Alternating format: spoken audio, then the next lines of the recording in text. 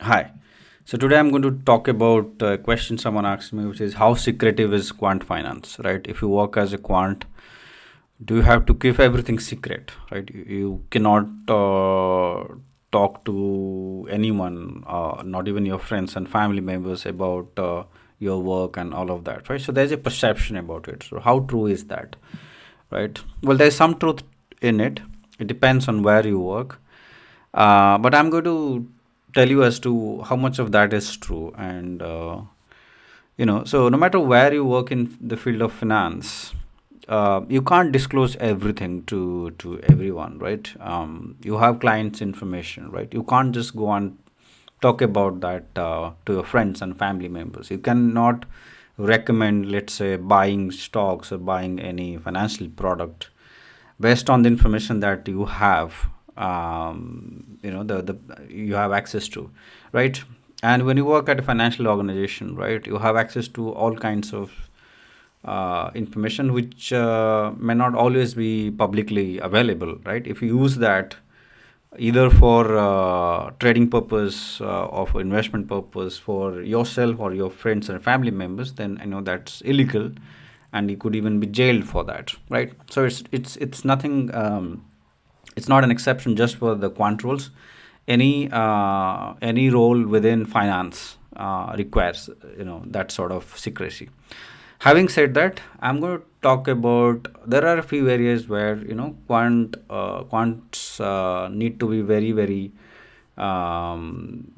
need to be careful about what they share with other people, right? Especially if you work at private firms, private trading firms, you really need to worry about whether you can share with others or not, right? So before you present anything anywhere, right, you need to take permission from the company, in because proprietary firms that simply do not, sorry, the private firms that do not simply want to share the proprietary algorithms with the outside world. It takes a hell lot of time to invent. So these are not academic models, right? These are not models you can find in quant finance books or any course for that matter, right? The course I am offering or the course other people are offering, you will never find proprietary models anywhere in these courses, right? Whatever you're learning in quant finance in university or in different online courses is mostly the academic models, right? Most academic models, in fact all of them, are available publicly, right, free of cost. You can learn on your own. But models which are developed within a given trading firm, that's proprietary to it, and that's never shared, right? There have been instances where some people have tried to steal algorithm from a company, and try to sell it to the competitor, right? And the consequence hasn't ever been good. Many of them have been jailed. There is a very famous instance of a trading firm in London who hired a very smart Chinese guy from Singapore. He was studying in Singapore. He made tons of money for the company. I think worked for 2 years, and then one fine day, he was found missing, and they found out that he has downloaded the proprietary code of some of the very important algorithms, and he has taken it to Hong Kong. And I think he was captured in Hong Kong's airport by the police over there, and the firm actually spent a lot of money to bring him back to the UK. He went through the trial. I think he spent many years in the UK in jail, right? And when he was let go by the legal authority there after spending few years in the jail, the firm spent even more money to sort of keep him in jail, simply because, not that the firm was interested to keep him in jail, the firm did not want the algorithms to be misused, right? It's that important.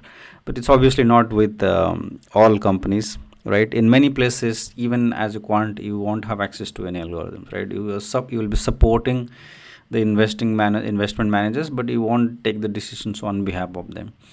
In many firms, the investment algorithms probably will be very simple ones, right? Simple one as in nothing special about them, right? It's just that the timing and all of that matters, but not about the algorithm itself, right? It's as simple as any normal algorithm. So you know nobody will care if you share that with others, because these are known to most people. So that's nothing. There's no secrecy about it. What about banks and insurance company? Regulated age company. There, the algorithms are well known to everyone. They are very academic algorithms, right? The derivative pricing algorithms. It's known to everyone, right? Building models for risk management, credit or market risk management, operational risk management. It's known to everyone, right? So what is there to share with anyone? So the model as such is not a problem, and the algorithm as such is known to people. It's just that you have to be careful when it comes to sharing clients' information. You can never do that. If you do that, you'll be in big trouble actually. But one thumb rule, if you work in finance, any kind of finance, is that be careful with what you share with the outside world.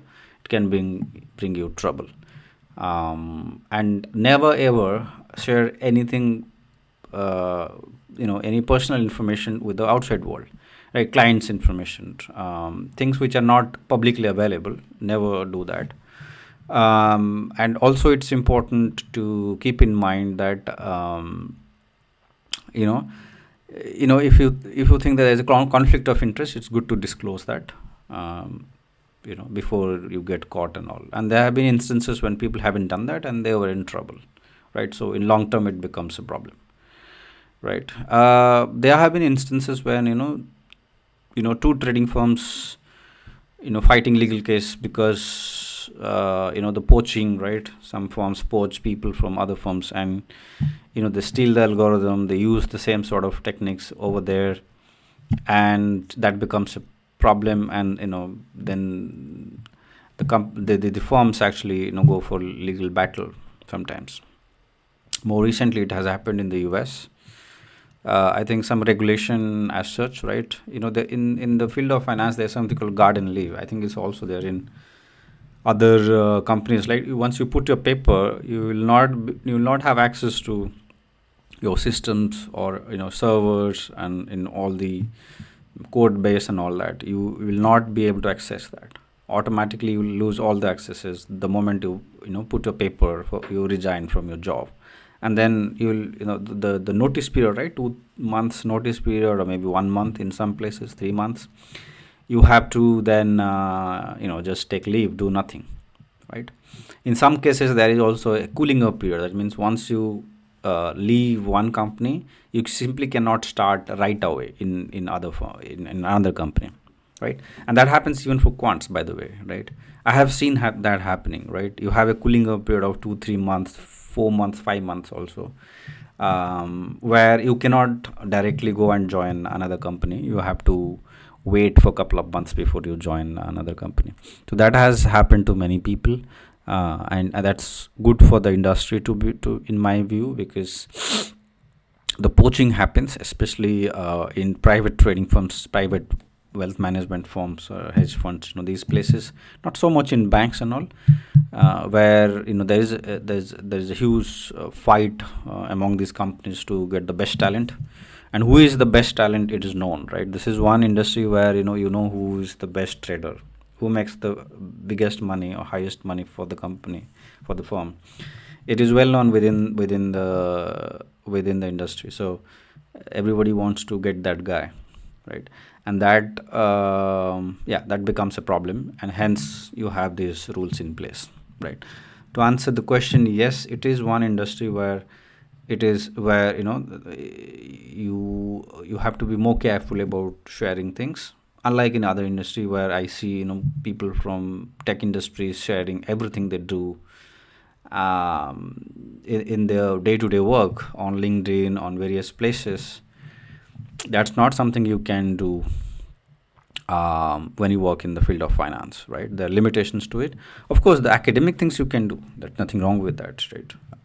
Everything you do. In fact, most people who share things online, they share the more academic, what is there on the book, in the book and in the research papers, nothing related to the actual work that happens